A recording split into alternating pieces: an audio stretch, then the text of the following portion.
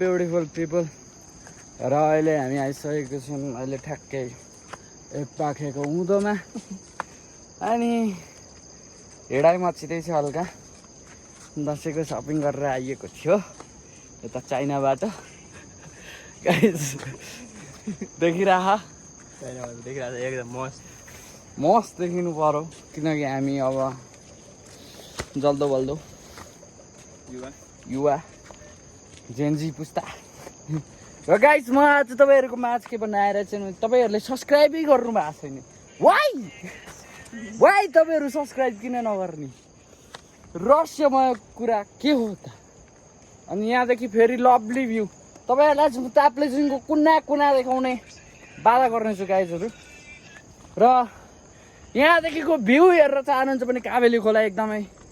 अब सप्तकोशीमा गएर मिसिने ताप्लेजुङको कञ्चनजङ्घाको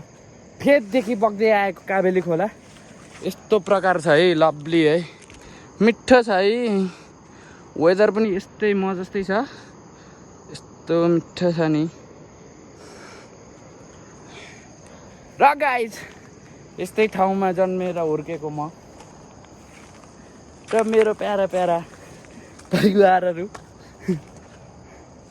यस्तै छ तपाईँहरू पनि मेरो फ्यामिली जस्तै हो मेरो मुटुको टुक्रा गाइस के भन्न आएको थियो भने सब्सक्राइब गर्न नभुल्नु होला तपाईँहरूको एक सब्सक्राइबले एउटा मोटिभेसन दिनेछ त्यही हो गाइस र अहिले हामी ठ्याक्कै तपाईँहरूलाई